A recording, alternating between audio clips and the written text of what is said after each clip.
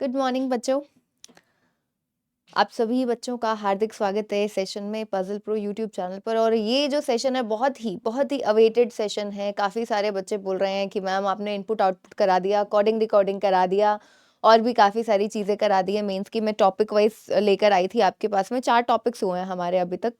तो critical reasoning के लिए बहुत से बच्चे बोल रहे थे, तो मैं आपका एसबीआई क्लर्क मेंस का भी एग्जाम है, तो एसबीआई मेंस क्लर्क मेंस का ही क्रिटिकल रीजनिंग लेकर आई हूँ 2021 का पेपर। ये मैं पहले भी सॉल्व करा चुकी हूँ। ट्रस्ट में आप सभी बच्चे फिर से कोशिश करना इसको सॉल्व करने की, भूल चुके हो तुम सब कुछ। ये तुम्हारे लिए बिल्कुल नया है, मैंने कराया हुआ है। याद नहीं होगा फिर भी तुम्हें कि मैम ने कैसे कराया था, वो अंडरस्टैंडिंग तुम अभी भूल चुके हो अगर तुमने उस चीज को प्रॉपरली रिवाइज नहीं किया है, अब तक नहीं करते आ रहे हो तो। ठीक है, तो इसीलिए सब चीजें फिर से रिवाइज हो जाए। हम लोग प्रीवियस ईयर के माध्यम से ही सीखेंगे कि किस तरीके से अभी जो आने वाला है आपके पेपर में, किस तरीके से आप उसको सही अटेम्प्ट कर सकते हो। सबसे इंपॉर्टेंट चीज यहाँ पर यही होती है बच्चों कि समझना। सामने वाले ने एक स्टेटमेंट दी है जो कि बिल्कुल सही है, क्या एज्यूम करके उसने स्टेटमेंट बनाई, उस स्टेटमेंट में से आप क्या कंक्लूड कर सकते हो, और वो भी आपकी जो सोच है वो सिर्फ स्टेटमेंट के इर्द गिर्द ही घूमनी चाहिए। आपको फालतू का कुछ ऐड ऑन नहीं करना है, अपना दिमाग ज्यादा नहीं चलाना है। ये आप बहुत अच्छे से तब कर सकते हो। इसकी एक बेसिक्स वाली वीडियो है बच्चे, इसी यूट्यूब चैनल पर है, क्रिटिकल रीजनिंग की 2 महीने पुरानी वीडियो है वो। ठीक है, क्रिटिकल रीजनिंग की 2 महीने पुरानी वीडियो है। पहला सेशन था वो मेरा, उसमें मैंने एजम्पशन क्या होता है, स्टेटमेंट क्या होता है, कंक्लूजन क्या होता है, फिर उससे अगली जो सेशन लिया था उसमें मैंने कोर्स ऑफ एक्शन और काफ़ी सारी चीज़ें बताई हैं। तो अभी समय नहीं है, पेपर नज़दीक आ चुका है कि मैं फिर से बिल्कुल ज़ीरो से स्टार्ट करूँ। मैं बेसिक बताऊंगी, क्लियर करूंगी, लेकिन बिल्कुल ज़ीरो से, जैसे स्क्रैच से शुरू करते हैं वैसा नहीं करूंगी। उसके लिए आपको वो रेफरेंस वीडियो ज़रूर देखना है। ठीक है, अगर किसी बच्चे को कुछ याद नहीं है, क्या स्टेटमेंट था, क्या एजम्पशन था, कैसे क्वेश्चंस को कैसे अंडरस्टैंडिंग थी, कुछ एक छोटे मोटे एग्जाम्पल्स के थ्रू मैंने समझाया हुआ है, तो वो वीडियो 2 महीने पुरानी है इसी यूट्यूब चैनल पर बच्चे। एसबीआई पीओ मेंस के लिए थी वो, तब मैं लेकर आई थी, तब उसका पेपर था, तो देखिएगा ज़रूर। ठीक है, चलो तो अभी हम लोग चलते हैं पहले क्वेश्चन पर। क्वेश्चंस के थ्रू ही समझेंगे, सीखेंगे। ठीक है,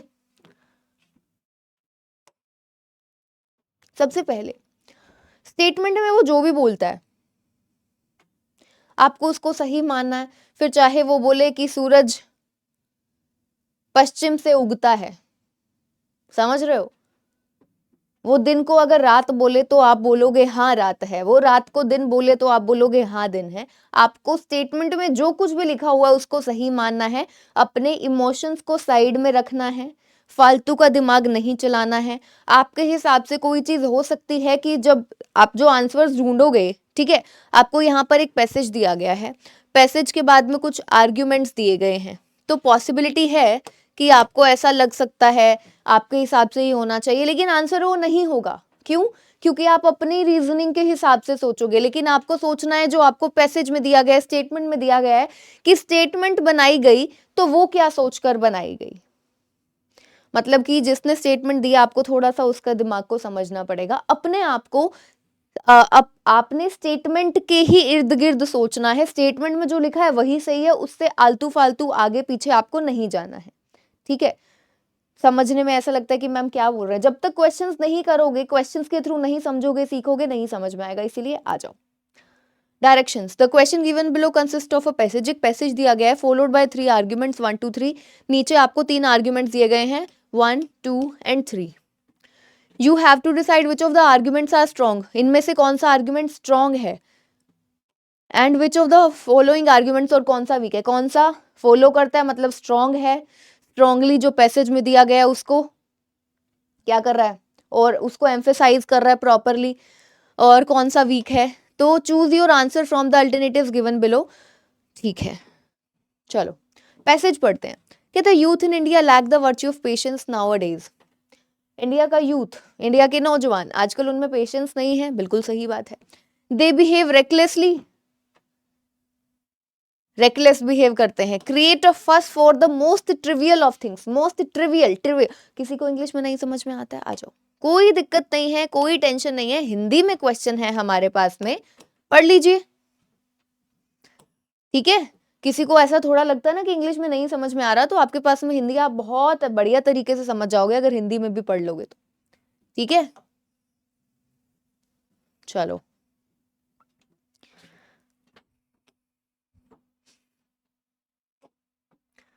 तो कहता है वो रेकलेस बिहेव करता है, फस क्रिएट कर देता है, मतलब ऐसे कुछ भी जो इंपॉर्टेंट चीजें भी नहीं है उनके पीछे भी ऐसे ही फालतू का शोर शराबा कर देते हैं, दंगे फसाद कर देते हैं, और बड़ा ही अनप्रोफेशनल बिहेव करते हैं, मतलब जैसा बिहेव करना चाहिए बहुत ही सटीक नॉर्मल नहीं बिहेव करते हैं, बड़ा ही अनप्रोफेशनल बिहेव करते हैं मोस्ट ऑफ द सिचुएशंस में। कहता है what is more shocking is that the vast majority of them are graduates, और कहता है कि सबसे शॉकिंग चीज ये है कि ये जो लोग हैं ना, ये सबके सब ज्यादातर ग्रेजुएट्स हैं, मतलब कि पढ़े लिखे हैं, है ना। अब पैसेज पढ़कर बहुत ही सिंपल सी लैंग्वेज थी, मुझे कोई दिक्कत नहीं हुई समझने में, है ना। दिक्कत होती है तो हिंदी में भी पढ़ना पड़ता है, ठीक है। तो यूथ है, पेशेंस नहीं है, बड़ा ही गलत तरीके से बिहेव करता है, और दंगे फसाद कर देता है, कुछ इंपॉर्टेंट चीज़ें नहीं होती हैं तो भी अनप्रोफेशनल बिहेव करता है। और सबसे शॉकिंग बात यह है कि ये सबके सब आधे से ज़्यादा लोग, मतलब vast majority of them are graduates, के ज़्यादातर ग्रेजुएट्स हैं। तो आगे पूछता क्या है तुमसे, are the educational institutions responsible for the unrest among youth. कहता है यूथ में, नौजवानों में जो ये अनरेस्ट चल रहा है, वो इतने जल्दबाजी में है, हड़बड़ी में है, और सब चीज़ें उलट पुलट करते हैं, तो क्या एजुकेशनल इंस्टीट्यूशंस रिस्पॉन्सिबल है? अपना दिमाग नहीं लगाना है, ठीक है। पैसेज में जो दिया गया है उसके हिसाब से चलना है। अब आप सभी बच्चों को क्या करना है, तुम्हारे पास में 3 आर्ग्यूमेंट्स हैं, अपना अपना आंसर सोच लो अभी, ठीक है। अपना अपना आंसर सभी के सभी बच्चे सोच लेंगे, यहाँ पर गलत हो सही हो कुछ फर्क नहीं पड़ता है, सोचना जरूर है आपके हिसाब से क्या होना चाहिए, और थोड़ा सा पैसेज को मद्देनजर रखते हुए। नीचे ऑप्शंस दिए गए हैं, only 1 and 2 are strong, only 2 and 3 are strong, तो आपको इनमें से कुछ सोचना है, देखना है इन तीनों को पढ़कर कि आंसर कौन सा सही होगा, कौन सा स्ट्रॉन्ग आर्ग्यूमेंट है, आपको ये बताना है।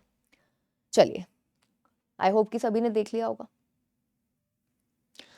अब मैं किस हिसाब से सोचूंगी, मैं सिर्फ पैसेज को पढ़ूंगी, पैसेज से आलतू फालतू का नहीं सोचूंगी, ठीक है।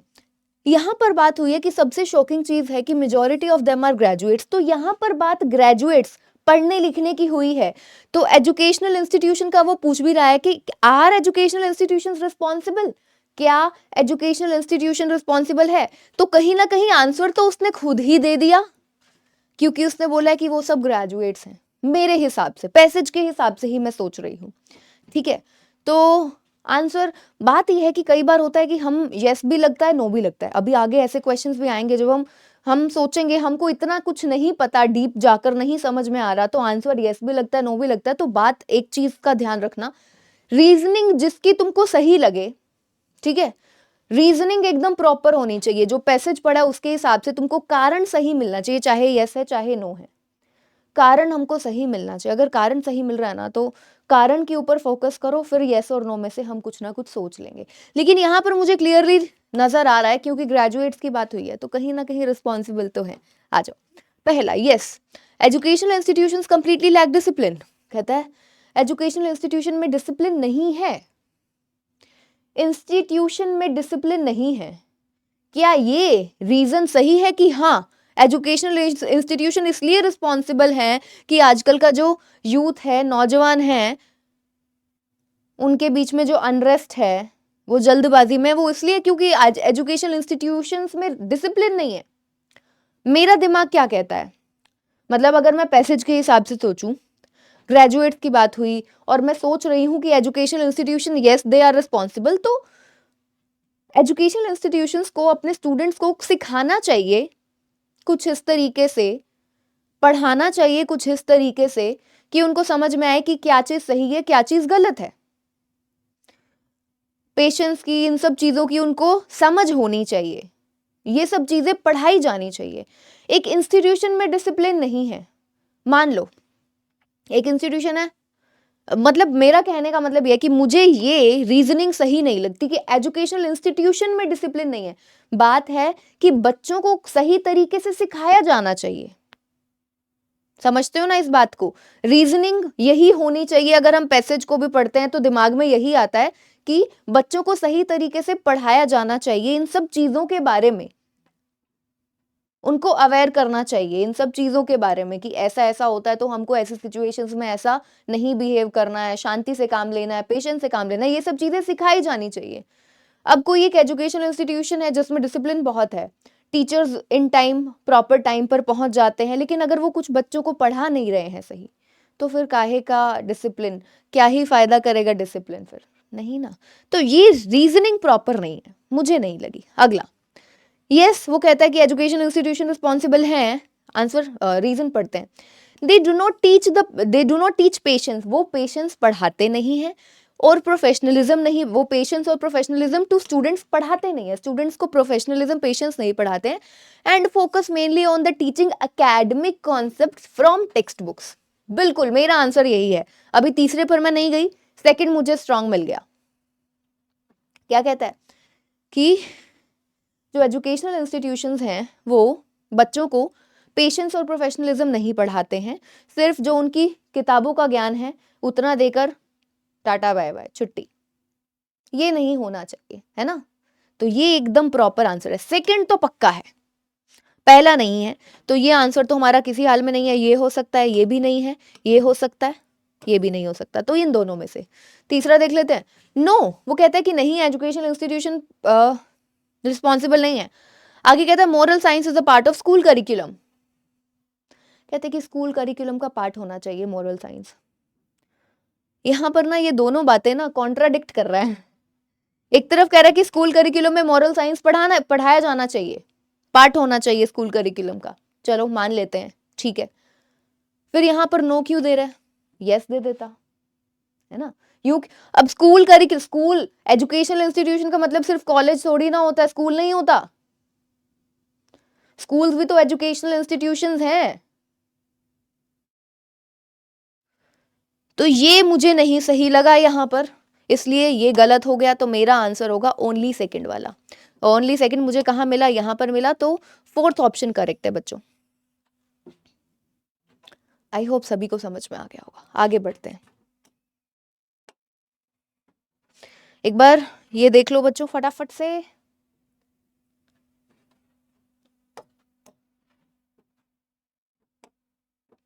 हिंदी वाले बच्चे भी देख लो फटाफट से।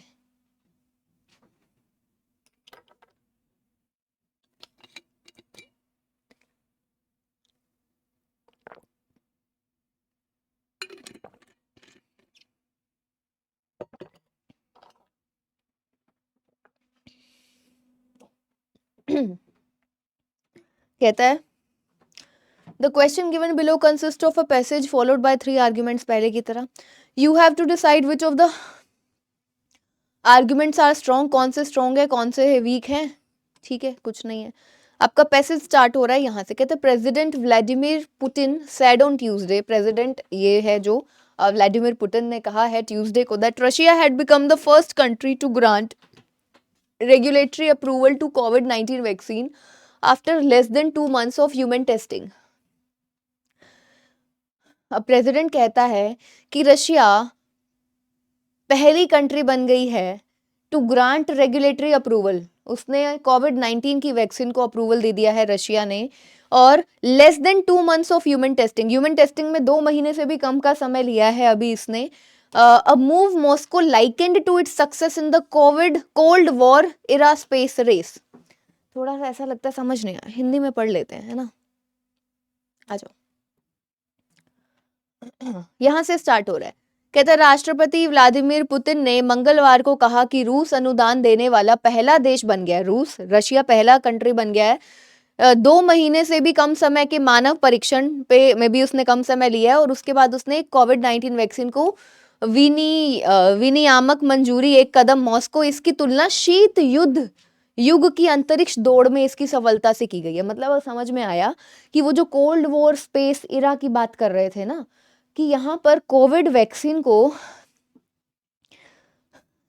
कोविड-19 वैक्सीन को कंपेयर कर रहे हैं किसी युद्ध युग की अंतरिक्ष दौड़ में इसकी सफलता से की गई है। इसकी तुलना, कंपैरिजन किया गया, मतलब कि किसी टाइम पर कुछ हुआ होगा उससे कंपेयर कर रहे हैं। अब हमको इतना समझ में आ गया कि a move Moscow likened to its success in the, मतलब कि किसी टाइम पर रशिया मॉस्को ये जो है इनका कुछ सक्सेस हुआ होगा कोल्ड वॉर एरा स्पेस में। तो ये कोविड-19 वैक्सीन, क्योंकि ये पहले बने हैं, पहली कंट्री बनी है कोविड-19 की वैक्सीन निकालने में, और इसको ये कंपेयर कर रहे हैं, तो मतलब तब भी कुछ ऐसा हुआ होगा कि कोल्ड वॉर स्पेस एरा, अंतरिक्ष दौड़ वाला, मतलब कि स्पेस से रिलेटेड कुछ हुआ होगा और उसमें रशिया भी पहले नंबर पर आया होगा, उसका कुछ सक्सेस की बात की जा रही है। तो आगे पढ़ते हैं। कहते the vaccine to be called Sputnik V5, तो ये वैक्सीन जिसको हम स्पुतनिक V बोल रहे हैं, in homage to world first satellite launch by the Soviet Union. तो समझ में आया कि उस टाइम पर ये पहला बना था जब इसने स्पुतनिक के नाम से ही शायद निकाला होगा अपना फर्स्ट सैटेलाइट। तो अब ये नाम इस तभी तो बोला to be called Sputnik V is homage. समझो, इसको फिर से पढ़ लो, हिंदी में पढ़ लो, नहीं समझ में आता है तो। इस वैक्सीन को श्रद्धांजलि में स्पुतनिक V कहा जाएगा, समझे। हालांकि सोवियत संघ द्वारा प्रक्षेपित दुनिया के पहले उपग्रह ने अभी तक अपना अंतिम परीक्षण पूरा नहीं किया। ये आगे पढ़ते हैं। However, वो जो लाइन हम पढ़ रहे थे लास्ट में, उसका मतलब यहाँ से है। However, not yet completed its final trials। कहता है कि जो स्पुतनिक V है उसके फाइनल ट्रायल्स अभी कंप्लीट नहीं हुए हैं, ठीक है, लेकिन ये चाहते हैं कि हम दुनिया में सबसे नंबर 1 पर रहें, तो इन्होंने क्या किया, अपनी वैक्सीन निकाल दी, और हालांकि अभी उसके फाइनल ट्रायल्स कंप्लीट नहीं हुए हैं। तो मॉस्को का डिसीजन टू ग्रांट, अब मॉस्को का जो डिसीजन है उसने अप्रूवल तो दे दिया है, before then has raised concerns. अब इसने क्या किया, इसने कंसर्न, चिंता का विषय बन गया है ये एक्सपर्ट्स के बीच में। Only about 10% of the clinical trials are successful. कहते हैं 10% क्लिनिकल ट्रायल सक्सेसफुल हुए हैं। Some scientist fear Moscow may be putting national prestige before safety. कहता है कि अब कुछ साइंटिस्ट को ना डर लग रहा है कि मॉस्को क्या कर रहा है, अपनी नेशनल प्रेस्टीज को अपनी सेफ्टी से ऊपर रख रहा है। नेशनल प्रेस्टीज को, क्योंकि वो नंबर 1 पे आना है, तो नेशनल प्रेस्टीज को सेफ्टी से ऊपर रख रहा है। तो अब यहाँ पर कुछ साइंटिस्ट को, कुछ एक्सपर्ट्स को टेंशन हो रही है। तो कहते हैं should the World Health Organization step up, अब उसको आना चाहिए आगे और बैन कर देना चाहिए स्पुतनिक V के वैक्सीन को। अब देखो भाई, अब दिमाग थोड़ा सा दौड़ता है कि कोविड-19 की वैक्सीन है और ट्रायल सारे कंप्लीट हुए नहीं है, फाइनल ट्रायल्स कंप्लीट नहीं हुए। उससे पहले जो प्राइमरी सेकेंडरी जो कुछ भी होता है वो सब हो गया है, लेकिन फाइनल वाला नहीं अभी कंप्लीट हुआ है। तो अब WHO का काम है, आपको पता है, इंश्योर करना गुड हेल्थ सभी का, सभी वर्ल्ड की पॉपुलेशन का। तो अब वर्ल्ड हेल्थ ऑर्गेनाइजेशन को क्या करना चाहिए, बैन करना चाहिए। अब मेरे दिमाग में आता है बैन, वर्ड सुनते ही बैन इज अ वेरी, मतलब बहुत बड़ी चीज है यार, है ना, कि बैन कर दें। मतलब अब तक की रशिया ने जो भी मेहनत की है, फाइनल्स वाले क्या बोलते हैं इसको हम, फाइनल ट्रायल्स अभी कंप्लीट नहीं हुआ। फाइनल से पहले बाकी सब होता है ना, कि पहले भी कुछ चरण होते हैं, फर्स्ट प्राइमरी वाला हो गया, सेकेंडरी हो गया, फिर फाइनल्स पर पहुंचे। तो बैन कर देना मतलब कि उनको 0 से स्टार्ट करना पड़ेगा, मतलब कि करनी ही नहीं यूज। एक तरफ तो दिमाग में ये आता है, फिर दूसरी तरफ ये आता है कि WHO का काम भी है। तो मुझे अब मैं कंफ्यूज हो गई हूँ। मुझे लगता है कि इसका आंसर येस भी हो सकता है, नो भी हो सकता है। नो भी हो सकता है कि भाई बहुत बड़ी चीज है बैन करना, आप ऐसा कर सकते हो कि उनको थोड़ा सा और समय, कि अभी के लिए मत यूज कीजिए, आप थोड़ा और समय लीजिए, फाइनल ट्रायल्स कंप्लीट कीजिए। ये भी एक दिमाग में आया कि शायद ये भी हो सकता है कि थोड़ा और समय ले लो, फाइनल ट्रायल्स कंप्लीट कर लो, उसके बाद में कर लेना यूज, फिर बैन कर सकते हैं कि अगर उसके फाइनल ट्रायल्स ना कंप्लीट हुए, या मतलब मिक्स सा चल रहा है। अब यहाँ पर इस सिचुएशन में मुझे क्या करना पड़ेगा, क्योंकि ये बहुत डीप चीज आ गई WHO का, मतलब अब बात यहाँ पर पता है एक्चुअली क्या है, ये जो पैसेज जिसने भी अब बनाया है, क्या एज्यूम करके उसने बनाया होगा, बहुत मुश्किल है पहचानना। बैन करना चाहिए, नहीं करना चाहिए। अब यहाँ पर मैं हेल्प लूंगी रीजनिंग की। कारण की। अब मुझे यस या नो में से जिसका रीजनिंग बढ़िया लगेगा, जिसका कारण सही समझ में आएगा मेरे दिमाग को, मैं उसके साथ जाऊंगी। यस भी हो सकता है, नो भी हो सकता है। पिछले वाले में एकदम साफ पैसेज में कुछ दिया गया था जिसमें से समझ में आ रहा था कि एजुकेशनल, क्योंकि ग्रेजुएट्स की बात की थी तो समझ आ रहा था कि एजुकेशनल इंस्टीट्यूट्स रिस्पॉन्सिबल तो हैं। यहां पर नहीं समझ में आ रहा, उसने डायरेक्ट पूछ लिया कि डब्ल्यूएचओ को क्या करना चाहिए। डब्ल्यूएचओ की पहले कोई बात नहीं, बस लास्ट में ये बोला कि उसको क्या करना चाहिए। आओ आर्ग्यूमेंट्स पढ़ते हैं। कहते हैं यस, बैन कर देना चाहिए। Covid vaccine can not be the item of space war like race. Reasoning बिल्कुल नहीं। वो कह रहे हैं कि कोविड वैक्सीन जो है स्पेस वॉर लाइक रेस की तरह नहीं है। बात सही है, पर ये रीजनिंग नहीं है कि इसलिए बैन करना चाहिए। बैन करने की बात है तो वैक्सीन से रिलेटेड, वैक्सीन की बात हो रही है ना पूरे की पूरे, उसमें वैक्सीन से रिलेटेड कुछ होना चाहिए कि हाँ बैन कर दो अभी के लिए, थोड़ा और समय ले लो, या फिर से शुरू करो, फाइनल ट्रायल्स कंप्लीट करो। मतलब कुछ रीजनिंग तो होनी चाहिए। क्या है कि कोविड वैक्सीन को तुम स्पेस वॉर लाइक रेस की तरह, मतलब covid vaccine can not be the item for a space war like race, मतलब आप इन दोनों चीजों को कंपेयर नहीं कर सकते हो उसकी तरह कि हाँ इसमें पहले आ गए उसमें पहले आना, नहीं, ये कोई रीजनिंग नहीं है। पहला तो बिल्कुल नहीं। अगला, yes, ensuring good health of the world population is the duty of WHO। हाँ सही बात है, लेकिन रीजनिंग तो नहीं। ये लाइन सही है कि ensuring good health of the world population is duty of WHO, ये बात हमें पता है कि WHO का काम क्या है, सारी दुनिया की टू एंश्योर गुड हेल्थ, ये उसका काम है। पर बात वैक्सीन की हो रही है, समझ रहे हो? रीजनिंग मतलब कि अगर उसको बैन करना है तो मुझे प्रॉपर रीजनिंग चाहिए, प्रॉपर रीजनिंग चाहिए, समझ रहे हो? जहां पर वैक्सीन की कुछ बात तो हो, वैक्सीन से रिलेटेड कुछ हो तो सही। ये तो एक इन जेनरिक बात होगी जो कि ऊपर भी मेंशन नहीं है। ये हमको इन जनरल पता है कि डब्ल्यूएचओ का काम ये होता है, ठीक है? तो this can not be the reasoning yes के लिए कि डब्ल्यूएचओ का काम है सबकी हेल्थ अच्छी रहनी चाहिए तो इसलिए बैन कर दे। वैक्सीन की बात, उसके फाइनल ट्रायल की बात हो रही है, तो कुछ ना कुछ फाइनल ट्रायल्स और वैक्सीन से रिलेटेड रीजनिंग चाहिए हमको, तब जाके प्रॉपर हम बोल सकते हैं। अब मुझे पहले दोनों तो नहीं लग रहे, चलो फिर भी तीसरा पढ़ लेते हैं, क्या पता कि फिर ज्यादा स्ट्रॉन्ग कौन सा है, हमको वो चीज निकालनी है, क्या पता सेकंड को भी हमको ऑप्शन में डालना पड़े। रुक जाते हैं। कहते हैं नो, बैन नहीं करना चाहिए। Instead WHO must question the world, WHO को पूरी दुनिया को आगाह कर देना चाहिए, क्वेश्चन कर देना चाहिए against the usage of vaccine that have not completed final trials. ये सही चीज है, यहाँ पर वैक्सीन की बात भी हुई और उसने WHO को क्या करना चाहिए, बाकी सारी दुनिया को क्या कर दे, सारी की पूरी दुनिया को क्या कर दे, आगाह कर दे कि फाइनल ट्रायल्स जिसके भी नहीं हुए हैं वो क्या बोला है, इंस्टेड WHO को क्वेश्चन, मतलब कि यहां पर मेरा क्या निकल कर आया कि बैन कर देना एक बहुत बड़ी चीज है शायद, तो इसका रीजनिंग थोड़ा मुझे सही लग रहा है नो का, कि बैन नहीं करना चाहिए। WHO को बैन करने के अलावा एक वार्निंग दे देनी चाहिए एक तरीके से कि जिसके भी फाइनल ट्रायल्स नहीं हुए हैं नहीं यूज करना चाहिए। अब WHO कोई चीज बोलता है, ऑब्वियसली WHO है, उसका कुछ बहुत मेजर इम्पैक्ट पड़ेगा ना, उसका एक बहुत मेजर इम्पैक्ट पड़ेगा। WHO कोई चीज बोल रहा है कि ये चीज सही है ये चीज गलत है, पूरी दुनिया उसको मानती है, तो अपने आप में बहुत बढ़िया चीज हो जाएगी। तो ये रीजनिंग भी बेटर लग रहा है, मुझे अच्छा लग रहा है, रीजनिंग भी सही लग रहा है, और साथ ही में और एक तरीके से बैन नहीं किया, नो का रीजन भी मतलब कि सही सही लग रहा है, बैन भी नहीं किया और एक तरीके से बोल भी दिया, समझ रहे हो? बैन भी कर दिया और एक तरीके से बोल भी दिया कि फाइनल ट्रायल्स नहीं किए हैं तो इसको नहीं करना चाहिए। लोगों में उसका एक डर भी डाल दिया कि फाइनल ट्रायल्स जिसके कंप्लीट नहीं हुए हैं ना यूज करें, कुछ भी हो सकता है। तो यहाँ पर उसने काम बढ़िया कर दिया है। थर्ड वाले में मुझे तो लगता है ओनली थर्ड स्ट्रॉन्ग आएगा, सेकंड नहीं बच्चे, सेकंड में रीजनिंग नहीं है प्रॉपर कि बैन करना है, कुछ बात ही नहीं हुई वैक्सीन की, बस WHO का जेनरिक काम बता दिया कि WHO का काम ये है, this is not the reasoning.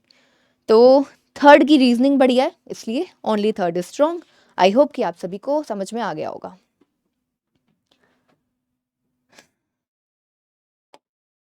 अगला हिंदी वाले बच्चे भी देख लीजिए।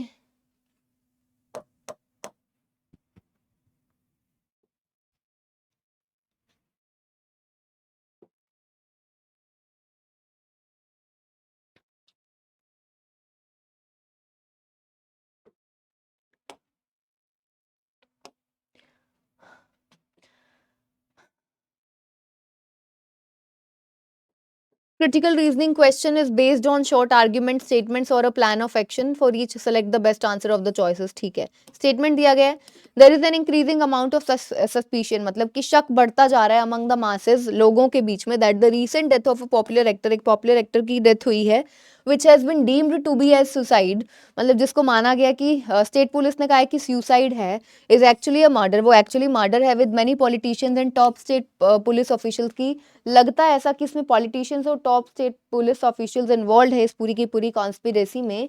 तो कहते हैं which of the following statements कौन से वायबल ऑप्शन है कि government is for the government in its approach to tackling the problem, कि गवर्नमेंट को अब क्या करना चाहिए। लोगों को अब लग रहा है कि जो कहा गया है स्टेट पुलिस के द्वारा वो सही नहीं है, तो अब गवर्नमेंट को क्या एक्शन लेना चाहिए। Central government should immediately suspend the suspected police officer, कहते हैं कि सस्पेंड कर देना चाहिए जो सस्पेक्टेड है, अभी पक्का पता भी नहीं सस्पेक्टेड पुलिस ऑफिसर्स को, पता नहीं, कुछ सही सा नहीं लग रहा। Central government should order CBI, क्योंकि अभी स्टेट ऑफिशियल्स का तो ऐसा चल रहा है ना कि स्टेट पुलिस भी इन्वॉल्व हो सकती है, तो सेंट्रल गवर्नमेंट को सीबीआई इंक्वायरी के लिए केस हैंड ओवर कर देना चाहिए, ये चीज सही लगती है। Government should initiate film industry reforms to tackle the problem nepotism, ऊपर स्टेटमेंट जो इसको हमें सही माना, स्टेटमेंट में नेपोटिज्म की कहीं बात ही नहीं हुई, तो मुझे तो जो प्रॉपर आंसर लगता है दैट इज 2। पहला भी सेंट्रल गवर्नमेंट को सस्पेंड कर, जब सीबीआई को दे रहे हैं तो इसमें क्या ही मतलब बनता है, सस्पेंड करना है पुलिस ऑफिसर्स को, और वो भी सस्पेक्टेड, अभी पक्का पता भी नहीं कि वो इन्वॉल्व है नहीं है ना, तो सीबीआई इंक्वायरी को दे देना चाहिए अकेला, ये बहुत स्ट्रांग है। अगले पर चलते हैं, हिंदी वाले बच्चे फटाफट से देख लीजिए।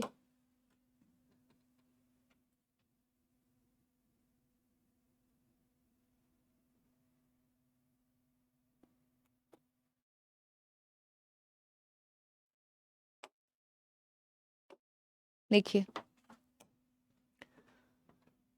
स्टेटमेंट में कहता है being a country with significant volumes of licit and illicit drug cultivation, licit and illicit मतलब क्या हुआ, बड़ी मात्रा में वैध और अवैध दवा की खेती, समझ गए सभी, चलो ठीक है। लिसिट और इलिसिट ड्रग कल्टीवेशन होता है, ट्रांसिट रूट मतलब ट्रांजिट मतलब अलग से रूट बनाया जाता है, consumer as well as consumer market भी है। तो इंडिया की जो drug policy dilemma span demand and supply control पर ये डिपेंड करती है, डिमांड सप्लाई कंट्रोल पे इंडिया की ये ड्रग पॉलिसी डिपेंडेंट है। Government has imposed strict laws, अब गवर्नमेंट ने क्या किया है, लॉज स्ट्रिक्ट लॉज लेकर आया है to prosecute the dealers, dealers को पकड़ने के लिए, हिरासत में लेने के लिए या जो भी, in an effort to curb the drug abuse, की ड्रग अब्यूज जो है वो कम हो जाए। However such an initiative is unlikely to be effective, कहता है ये जो इनिशिएटिव है ना ये लगता नहीं कि कुछ कारगर साबित होगा, इफेक्टिव होगा। Prosecuting dealers will lead to a shortage of drugs, कहते इससे क्या होता है, कहता अगर हम डीलर्स को पकड़ लेंगे, हिरासत में ले लेंगे, तो उससे क्या होगा, ड्रग्स के सप्लाई में शॉर्टेज हो जाएगा, बिल्कुल सही बात। कहता है at the same time because no efforts are being taken to curb the demand, कहता है एक्चुअली डिमांड को कंट्रोल करने के लिए तो कुछ किया नहीं जा रहा, सप्लाई को हम कंट्रोल कर पा रहे हैं अगर हम डीलर्स को पकड़ पा रहे हैं। तो कहते हैं drugs will be sold at premium, इससे क्या होता है, ड्रग्स को प्रीमियम पर बेचा जाता है, attracting more people to the very remunerative job of drug dealing, अब और लोगों को ये अट्रैक्ट करता है, पैसे ज्यादा पैसों पर मिलता है, ज्यादा लोग कि हाँ भाई अब इसको बेचने का ज्यादा पैसा मिलेगा, या जैसे भी है। तो देयरफॉर टू इफेक्टिवली रिड्यूस, तो ड्रग अब्यूज को एक्चुअली कम करने के लिए government will have to prosecute drug users and not dealers, मतलब क्या करना चाहिए गवर्नमेंट को, ड्रग यूजर्स पर के लिए कुछ करना चाहिए, ना कि ड्रग डीलर्स, ठीक है। डीलर्स को प्रोसिक्यूट करने से उसकी सप्लाई कम हो जाएगी, पर डिमांड तो अभी भी उतनी है, हमको डिमांड को कम करना है, समझ रहे हो। कहते हैं which of the following is the most relevant information in evaluating the credibility of argument, ऊपर जो दिया गया है ये आर्ग्यूमेंट तो मतलब कि कौन सा इसको एक तरीके से सपोर्ट कर रहा है, क्या हम निकाल पा रहे हैं। कहता है whether efforts have been successfully taken in any other country to regulate drug users. कहता है कि क्या कुछ एफर्ट्स लिए गए हैं successfully taken in other country. Other country का हमें क्या करना है, आउट ऑफ कॉन्टेक्स्ट हो गया, गलत। वेदर पे of from selling drug outweighs the severity of the punishment. कहता है कि जो ड्रग्स को बेचने से जो उनको मिलता है वो आउटवे कर जाता है सिविरिटी ऑफ द पनिशमेंट, जो पनिशमेंट में उनको मिलता है। हाँ, ऐसा तो हमने कुछ नहीं पढ़ा है कि इसको बेचने से ज्यादा पैसा मिलता है और पनिशमेंट में उनको जो चीज मिलती है वो उनको कम लगती है, वो जो पे ऑफ है वो उससे भी ज्यादा उसको आउटवे कर जाता है, उससे ज्यादा है। समझ रहे हो कि ड्रग्स बेचने से जो मिल रहा है वो इतना मिल रहा है कि फिर उनको पनिशमेंट पनिशमेंट लगती नहीं, कुछ नहीं है वो। हाँ, ऐसा तो कुछ नहीं पढ़ा हमने, ऊपर काटा। Whether drugs will continue to be sold at premium when there are dealers in the market। अभी हमने ऊपर पढ़ा कि जब डीलर्स नहीं होते हैं तो सप्लाई कम हो गई लेकिन डिमांड तो उतनी है, तो फिर उसको वो प्रीमियम पर बेचते हैं जब डीलर्स नहीं होते हैं। तो यहाँ पर तो कह रहे हैं when dealers are there in the market, जब डीलर्स होंगे तब प्रीमियम पर थोड़ी ना बेचा जाएगा, गलत। Whether the majority of the users will be willing to pay a premium to continue the use of। ये हमने पढ़ा है कि जो मेजॉरिटी यूजर्स हैं वो प्रीमियम पर भी उसको खरीदने को तैयार है, प्रीमियम पे भी उसको ले लेंगे क्योंकि ड्रग को यूज करने के लिए। ये तो हमने पढ़ा है ऊपर। तो यहाँ पर सिर्फ चौथा, ओनली 4, 1 and 2 नहीं, 1 and 2 तो गलत है, 4th ऑप्शन सही है। अगले क्वेश्चन पर चलते हैं। अगला क्वेश्चन ये रहा आप सभी के सामने। हिंदी वाले बच्चे एक बार फटाफट से देख लो।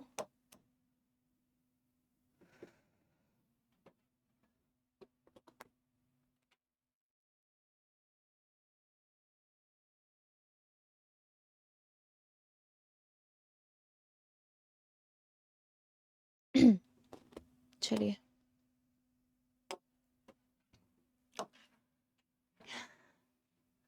इन the question given below given some statements दी गई हैं, 2 कंक्लूजन्स दिए गए number 1 and 2। You have to take the given statement to be true. ठीक है, हमको सही मानना है।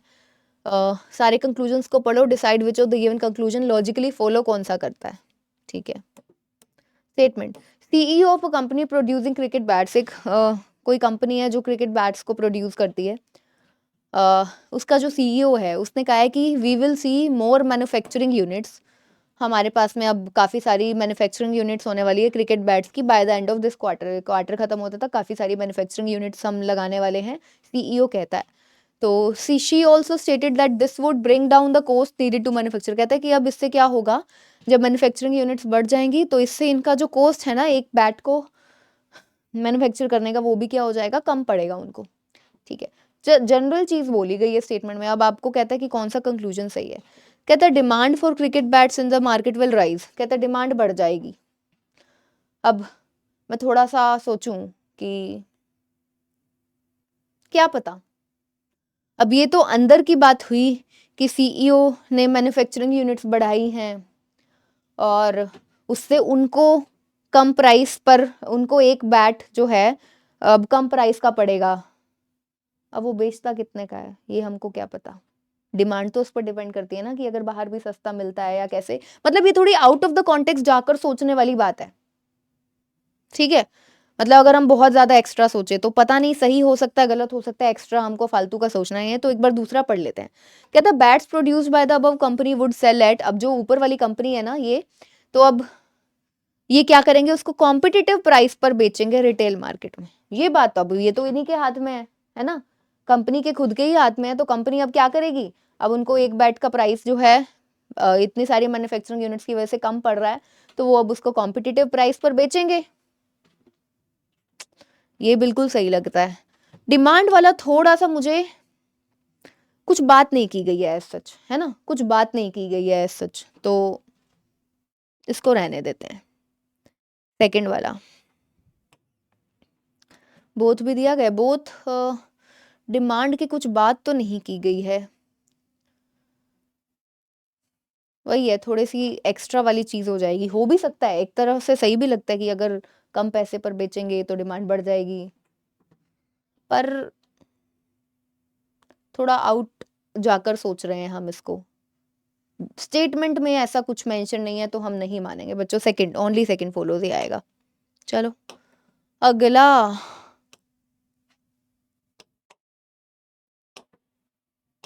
फटाफट से देखिए भाई सभी बच्चे।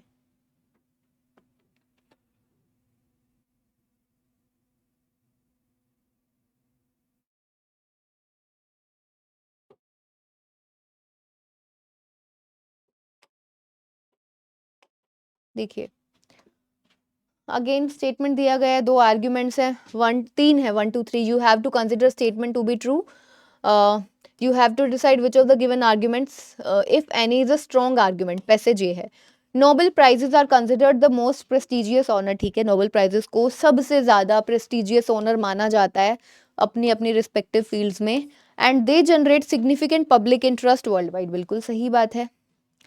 कहता है among them peace prize stands out all, इनमें से जो पीस प्राइज है, नोबेल पीस प्राइज जो है वो सबसे ऊपर है। फॉर स्पेकुलेशंस एंड कंट्रोवर्सीज, बता रहा है कि ये किस किस में, स्पेकुलेशंस में, कंट्रोवर्सीज में, जुबिलेशन में, हार्ट ब्रेक्स में, डिबेट्स में एंड क्रिटिसिज्म में, ठीक है, इन सब में। The announcement of a Nobel peace laureate is often followed by waves of disapproval, कहता है जब भी अनाउंसमेंट की जाती है ना नोबेल पीस प्राइज की, तो बहुत he followed, is often followed by, उसके बाद में क्या होता है, डिसअप्रूवल्स होते हैं, डिस्प्यूट्स होते हैं, लोग डिसअग्री करते हैं। तो कहते हैं क्लोजर स्क्रूटिनी, जब हम इसको क्लोजली स्क्रूटिनाइज करते हैं, इन्वेस्टिगेट करते हैं, इन्वेस्टिगेट गलत वर्ड हो गया, मतलब कि जब छानबीन की जाती है, कुछ भी लगा लो, समझते हो तुम इतना तो क्या ही, मतलब जब स्क्रूटिनी की जाती है तो उसमें shows merit in such criticisms, तो यानी कि फॉलोड बाय ये जो डिसअप्रूवल डिस्प्यूट है ना, कि मतलब जब बताया गया नोबेल पीस प्राइज दिया गया, उसके बाद में डिस्प्यूट हुआ, डिसअप्रूवल हुआ कि नहीं ये सही नहीं दिया गया या कुछ भी है ना, इस तरीके की चीजें बहुत आती हैं। तो जब हम उसके अंदर डीप घुसते हैं, स्क्रूटिनी की गई, तो उसने देखा कि ये जो सब क्रिटिसिज्म हो रहे थे ना, उसमें कुछ तो बात है, शोज मेरिट, कुछ तो बात है इसमें।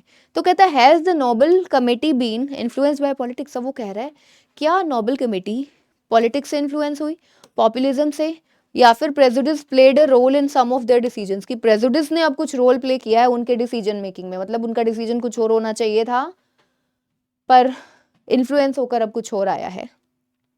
तो is Nobel peace prize relevant, तो अब वो कह रहे हैं कि क्या नोबेल पीस प्राइज रेलेवेंट है। अब फिर से ऐसी चीज आ गई है कि समझ नहीं आ रहा, नोबेल पीस प्राइज की बात हो रही है और वो ये भी कह रहा है कि जब भी अनाउंसमेंट होती है तो उसके बाद में बहुत डिसअप्रूवल्स होते हैं, डिसएग्रीमेंट्स होते हैं, डिस्प्यूट्स होते हैं, और फिर जब स्क्रूटिनी किया गया तब भी पता चला कि हाँ कुछ तो बात है। तो क्या ये रेलेवेंट है, नहीं है, अब बात ये है कि मुझे नहीं पता, येस और नो कुछ भी हो सकता है, मुझे रीजनिंग देखना है, रीजनिंग अच्छा चाहिए, बढ़िया चाहिए, प्रॉपर चाहिए।